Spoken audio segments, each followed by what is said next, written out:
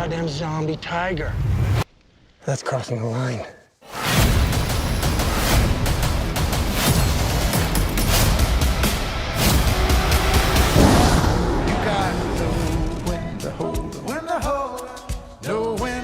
I know I have a reputation. I know that. I'm considered a very negative person. What are my most popular videos? They're called something or other, a complete cinematic failure. I like to pick apart failure. I like to pick apart bad movies. And maybe I do it too much, I'll admit. So when a movie comes along that I kind of like, it's a rare occasion. I'm going to tell you right now, kind of like this movie. Kind of liked Zack Snyder's Army of the Dead. I know that sounds crazy, and I don't. It's not a perfect movie by any means, and we'll get into that, but I very much enjoyed this movie. But real quick, before we get into it, don't forget, you gotta subscribe. Wrong way. That way? There we go. Subscribe to the channel. It always helps me out. I really appreciate everybody who subscribes. We're working on building this thing, building Veto Nation. Welcome to Veto Nation, people. We're gonna make it happen. But yeah, let's get into this review. Let's talk about it. Warning, the following audio-visual content contains major spoilers. Now, in case you've been sleeping under a rock, you haven't seen any of the trailers, Army of the Dead, a big release from Netflix. I was complaining about Netflix recently, how they don't have anything. Well, I gotta eat my words, because they got something now. They got Army of the Dead. And one thing about this movie is that the premise is fantastic. It is a fantastic premise for a zombie movie, because you're combining the zombie movie with another great genre, the heist movie. Okay, the classic Ocean's 11, of course, comes to mind. A bunch of guys trying to rob a casino. Well, what if the casino is full of zombies? Meet your target. The Vegas Bly. You'll enter the city with a 32-hour window. All you have to do is load the money on the helicopter and fly off into the sunset. It's a good premise. It really is. Whoever came up with that is a very smart guy. I don't know if Zack Snyder came up with that himself. He's credited as a writer. There's two other writers. One guy works on John Wick. The other guy's working on Obi-Wan Kenobi. That could be exciting. But whichever one of these three guys is responsible for this premise, congratulations. If anything, you came up with a great premise for a movie. Now, of course, Zack Snyder is no stranger to the zombie genre. In 2004, he did Dawn of the Dead, which was very well received. Kind of helped kickstart Zack Snyder as a major force in Hollywood. But unfortunately, now we know his reputation is a bit tarnished. He tried to run the DC franchise of starting off with Superman, Man of Steel, then Batman vs. Superman, of course, Justice League, which we've been dealing with the crazy fan outcry, and they wanted his 4-hour cut, and we got it. And it's a little too long. That's one thing about Snyder, and we'll probably talk about that. But his credibility has been a little bit in the dirt, where you had, again, I mean, Warner Brothers banked everything on this guy, that he was going to give him this billion-dollar movie franchise, and it fell short in a number of ways. I know a lot of fans, they want to say, well, Zack Snyder did nothing wrong. I don't know what people are complaining about, but I think a lot of the movie critics, myself included, there's some flaws in that franchise he tried to set up. Some big flaws. He made a lot of mistakes. You're letting him kill Martha.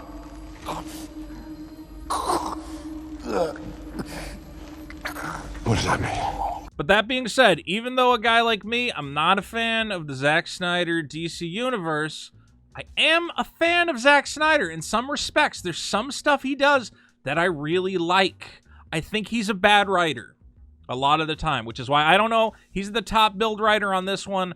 I kind of want to think that the other two guys were the ones delivering it, because everything Zack Snyder has been attached to as a writer, I haven't been a big fan of it. But what he lacks in the writing chops, he makes up with in pure style. Things that Zack Snyder puts on film look beautiful to me. I have this argument with people. I don't know. A lot of people think the Zack Snyder style is too over the top, too dramatic, you know, too maybe obvious on the nose, some of the imagery he goes for.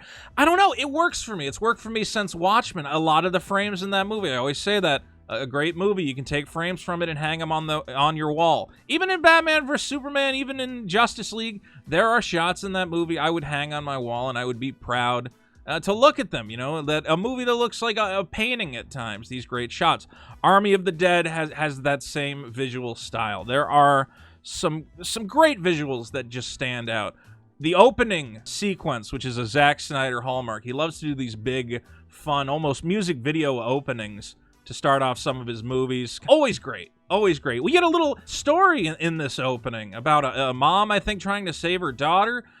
And that never comes up in the main movie. It's like you get a little like short film before you start it off. I liked it. Then there's some other scenes which I also find just visually exciting. The big fight in the casino, great colors there. You have this one scene that very much looks like almost a Renaissance painting, like a Last Supper kind of thing. And of course, how can you hate a shot of a helicopter trying to escape a nuclear blast? A lot of this movie is just visually stunning. The action is exciting, shot well.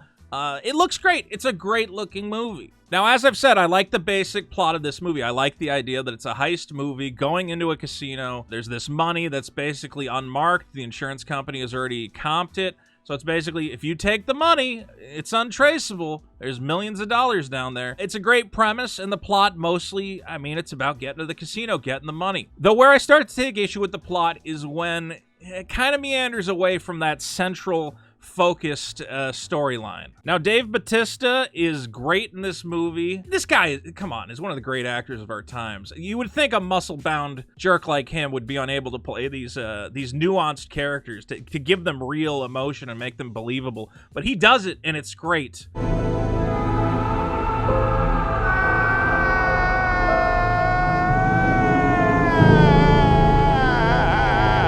The problem is, I don't think a lot of the rest of the cast kind of lives up to the standard that Bautista is putting out there. Bautista? I'm probably saying it wrong. There's a few guys I like. I really like the guy. I mean, I'm a YouTuber, so of course I like this guy. There's a guy who's basically a zombie killing YouTubers. It's your boy Mikey Guzman taping live from East Las Vegas. Move, motherfucker! I thought that was great. It's a great way to, show what would happen if there were zombies in our modern age. There would be a guy who's going out there and getting shots for his YouTube channel. That really worked for me. But then you got some other guys who feel like stereotypes from other movies. The guy who's there to crack the safe, who's talking about how the safe is this masterpiece, and I can't believe he gets a chance to take a crack at this art, this artistic. I don't know. I've seen that guy before.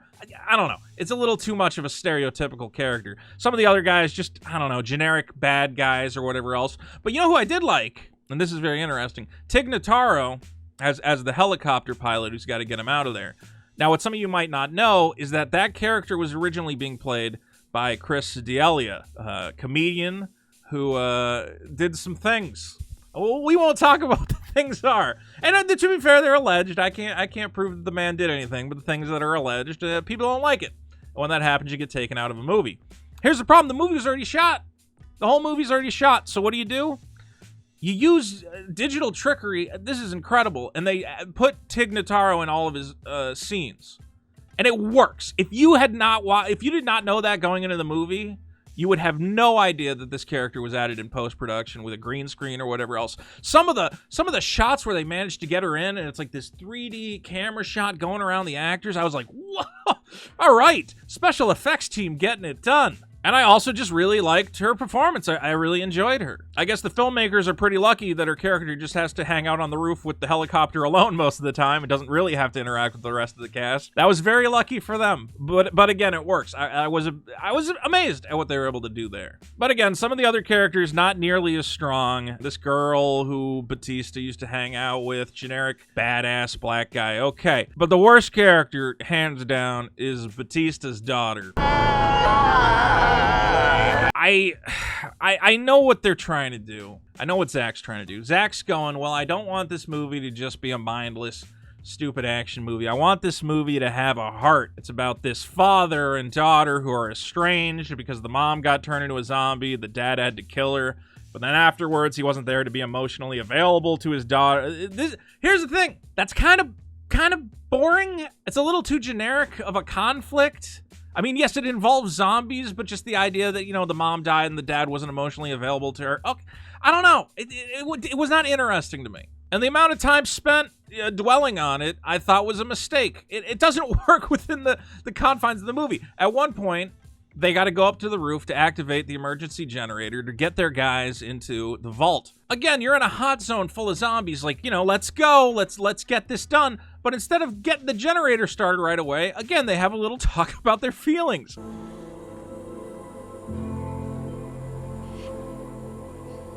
I've spent so long hating you that I can't just turn that off. Sorry. I'm sitting there and I'm like, what about the guys who are in the casino? Okay, there's still zombies like crawling around. Like, are you just standing there like, what's taking this guy so long? Can you just press the button? They literally have a 5-minute conversation before he presses just press the button. Have the conversation after you get the generator started. So trying to have this family drama in the middle of, you know, zombie wasteland with a ticking time bomb element, it feels kind of silly. The time bomb element is that they're gonna nuke Vegas. This will mark the culmination of the president's efforts to fulfill his campaign promise to exterminate Las Vegas's undead population by taking the extreme action of dropping a low-yield tactical nuclear bomb on the city of Las Vegas in 4 days' time, coinciding with sunset on the 4th of July holiday. They go in expecting that they have a full day to get it done. At the last minute, the president decides to move it up a day. The administration has made the dramatic choice to not postpone the bombing, but rather to move it up by a full 24 hours. The scheduled drop time now coming at sunset tonight. Which is fine. When they say we're going to nuke Vegas, you're like, well, clearly that's going to happen within the movie. They're not going to talk about nuking Vegas and not show it to us. A minor problem I have, though, is just be realistic with the time frames. When you tell me you only got an hour and a half before the nuke comes, all of a sudden, like, again, the plot starts getting, you're like, what are you guys wasting time? Stop having little conversations. You got an hour before a nuclear bomb goes off. Like, just say they have 6 hours or something. I don't know why they always got to narrow it as much as possible. Do they really think that amps the tension that much? I think it just becomes silly. I came here for you. I thought we could have had something, but then you just went away. It's just that seeing you again. When Batista's got to go to a whole other building to save his daughter, they go, we got 9 minutes on the clock. Case at the Olympus. We gotta go get her. How much time do we have? We got about 9 minutes. God damn it!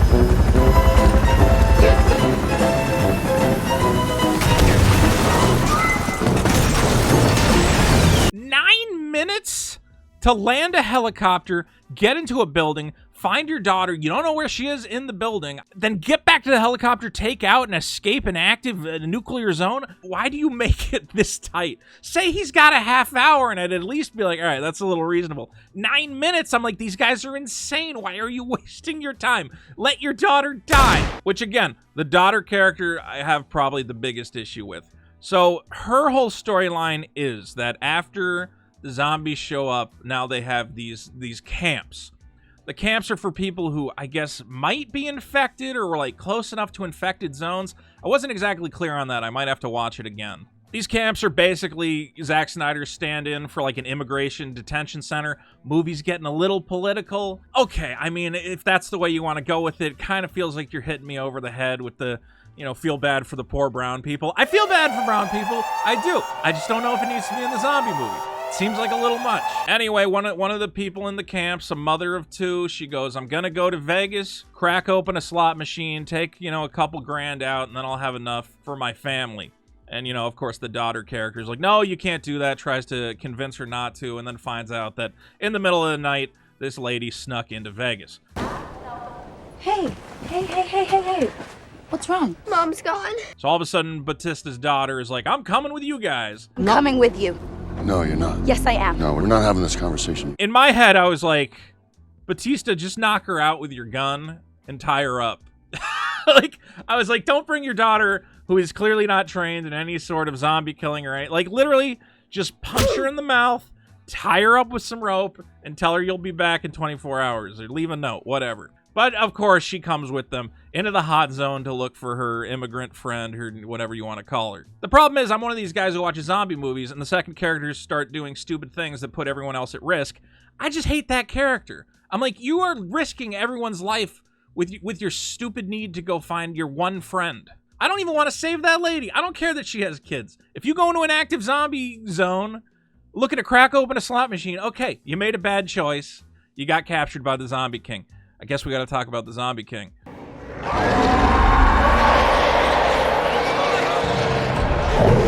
So the interesting thing about this movie, and a thing I think people are fighting over right now, there's a Zombie King, there's a Zombie Queen. The zombies are evolving. They've got kind of a society. You know, there's weird rules. You can barter with the zombies before you enter their territory by giving them somebody to eat on or whatever. It's interesting. Okay, now, intelligent zombies, I think some people are like, that's stupid. We know what zombies are. They should be mindless killers. But this was something that was explored in the original of the Dead films.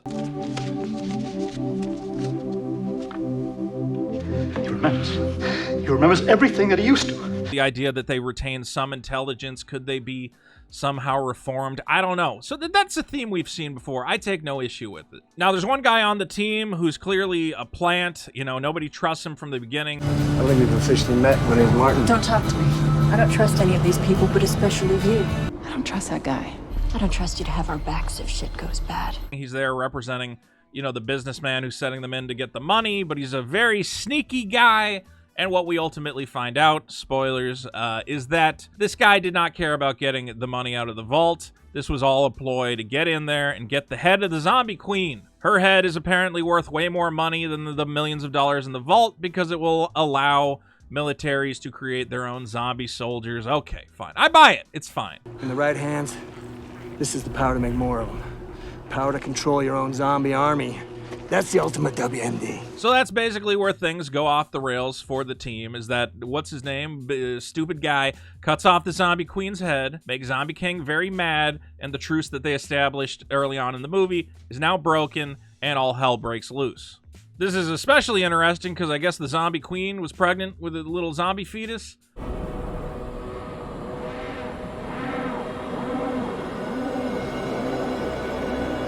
I don't know if that was going somewhere, but it's interesting. Zombies are repopulating now. They're giving birth. Okay, interesting little plot line, which we'll maybe see in a sequel. We do set up for a sequel. We'll see where that goes. So the Zombie King, who's very angry, goes after the team. And here's what I love about the Zombie King. How do you kill a zombie? You shoot it in the head. It's the only way to kill it, right? Zombies, shamblers, the undead, whatever you want to call them. If one comes at you, shoot it in the brain. It's that simple. So what is the most deadly thing on Earth? The zombie with a helmet. Wearing a helmet can save your life, or at the very least, help prevent serious injury. You get a zombie, you put a helmet on him, he's an indestructible force. Okay, that's pretty good, Zack Snyder. That's pretty good. I like that. So zombie in a helmet goes through. Him and his other zombie buddies end up killing most of the team. I enjoyed it. It was fun until, again, stupid daughter runs off, goes missing. I gotta rescue this immigrant lady. I'm like, oh, come on. Hey, is Kate down there? Not here. Kate! What the hell is she? I'm a cucumber. I'm a cucumber. I'm a cucumber. Are you kidding me? I hate her. I have to hate her. She's so stupid. If you have a character that's stupid and then try to make her sympathetic, it doesn't work for me because I want her to get shot in the head at that point and just be done with it. It reminds me of when I was watching 28 Weeks Later and those two kids break the quarantine zone to go look for their mom in fucking Zombie Town, and I was begging Jeremy Renner, just shoot them in the head. Shoot them in the head. It's your only job. Kill the kids. Because again, I knew the kids were going to end up getting everybody killed. And when they did, I had no sympathy for them as characters. And the same problem goes for Batista's daughter. Okay, she does not deserve to live. And the fact that she's the only one who lives, that sucks. The stupid lady who is responsible for getting a bunch of these people killed, not all of them, but she gets her dad killed, she gets Tig Notaro killed, even the immigrant lady doesn't survive. What is going on? I don't feel bad for her. Even when she's got to shoot her dad in the head, I'm like, yeah, well, you kind of deserve this.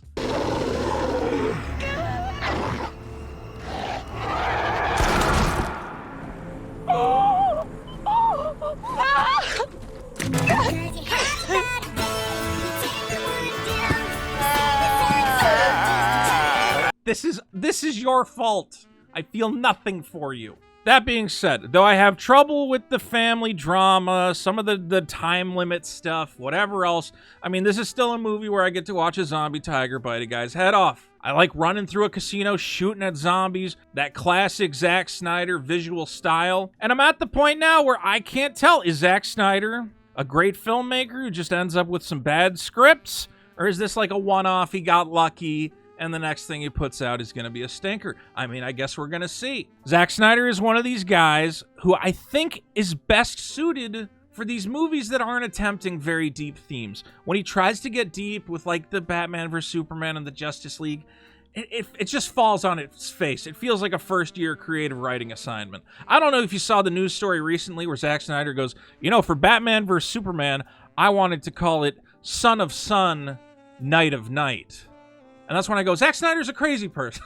Like, he thinks he's way deeper than he is. That is a terrible title for that movie.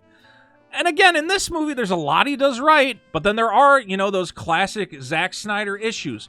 Too much slow motion. This guy is obsessed with slow motion. The movie drags on way too long. There's a lot of stuff. I think you need an editor who can just cut the fat. I don't think this movie needed to be 2 hours and 20 minutes long. And we also get what I refer to as Zack Snyder's infinite playlist. This guy really wants me to know what's on his iPod. This guy really wants me to listen to his latest playlist that he put together. Viva Las Vegas! I see a bad moon rising. You can't see the His song choices are weird, but I'm kind of growing to respect it. I'm kind of growing to respect that if you see a Zack Snyder movie, he's gonna force you to listen to his some burned CD, okay? It's like going over your friend's dorm to score some weed, and he sits you down and he says, you gotta listen to this mixtape I put together. Fine, Zach, I'll listen to your music. And when at the end of the movie, okay, they play Zombie by the Cranberries, I started laughing. The audacity of it. It's like, what song are you gonna put in your zombie movie? Well, Zombie. I don't know if it's brilliant or stupid, but I love that song, so I went along with it. I've actually had it stuck in my head for the past couple hours. It works. It worked for me. You might even say that song is in my head,